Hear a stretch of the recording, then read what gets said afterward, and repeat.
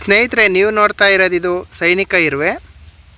ಇದು ನಮ್ಮ ತೋಟದಲ್ಲಿ ಬೇಗ ವೃದ್ಧಿಯಾಗಬೇಕು ಅನ್ನೋ ಒಂದು ಉದ್ದೇಶದಿಂದ ನಾನು ಬೆಲ್ಲದ ನೀರನ್ನು ಕೊಡ್ತಾಯಿದ್ದೀನಿ. ಅಂದರೆ ಪುಡಿ ಬೆಲ್ಲ ಬರುತ್ತಲ್ಲ, ಅದನ್ನು ಹಾಗೆ ಇದು ಮಾಡಿದ್ದೆ.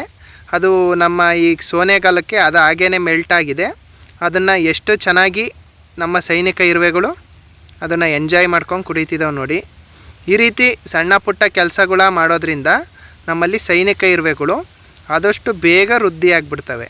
ಹಾಗಾಗಿ ನಾನು ಸ್ನೇಹಿತರೆ ಈ ರೀತಿ ಸಕ್ಕರೆ ಪಾಕ ಆಗಿರ್ಬೋದು, ಇಲ್ಲ ಬೆಲ್ಲದ ಪಾಕ ಆಗಿರ್ಬೋದು, ಈ ರೀತಿ ಕೊಡೋದ್ರಿಂದ ಬೇಗ ನಮ್ಮಲ್ಲಿ ವೃದ್ಧಿ ಆಗ್ತವೆ. ಯಾಕೆ ವೃದ್ಧಿ ಆಗ್ತವೆ ಅಂದರೆ ಆಟೋಮೆಟಿಕ್ಕಾಗಿ ಅದಕ್ಕೊಂದು ಉತ್ಕೃಷ್ಟವಾದ ಫುಡ್ಡು ಬೇಗ ಸಿಗೋದ್ರಿಂದ ನಮ್ಮಲ್ಲಿ ಬೇಗ ವೃದ್ಧಿ ಆಗುತ್ತೆ.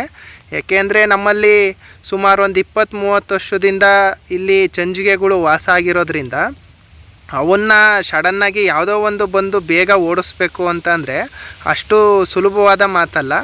ಹಾಗಾಗಿ ಈ ರೀತಿ ಕ್ರಮೇಣವಾಗಿ ಕೊಡೋದ್ರಿಂದ ನಮ್ಮಲ್ಲಿ ಬೇಗ ವೃದ್ಧಿಯಾಗಿ ಒಂದೆರಡು ವರ್ಷಗಳಲ್ಲಿ ನಮ್ಮಲ್ಲಿ ಚಂಜಿಗೆಗಳನ್ನು ಇವು ಖಾಲಿ ಮಾಡ್ತಾ ಹೋಗ್ತವೆ. ಡೈಲಿ ಕೊಡಬೇಕು ಅನ್ನೋ ಉದ್ದೇಶ ಇಲ್ಲ. ವಾರದಲ್ಲಿ ಒಂದು 3 ಸಲ ಕೊಟ್ಟರು ಕೂಡ ಅವುಗಳಿಗೆ ಒಂದು ಸಫಿಸಿಯೆಂಟಾಗಿ ಫುಡ್ ಸಿಗೋದ್ರಿಂದ ಆಟೋಮೆಟಿಕ್ಕಾಗಿ ಅವು ವಂಶಾಭಿವೃದ್ಧಿ ಮಾಡಿಕೊಂಡು ಡೆವಲಪ್ ಆಗ್ತವೆ. ಹಾಗಾಗಿ ಈ ರೀತಿ ಒಂದು ಚಿಕ್ಕದೊಂದು ಐಡಿಯಾನ ಮಾಡಿದ್ದೀನಿ.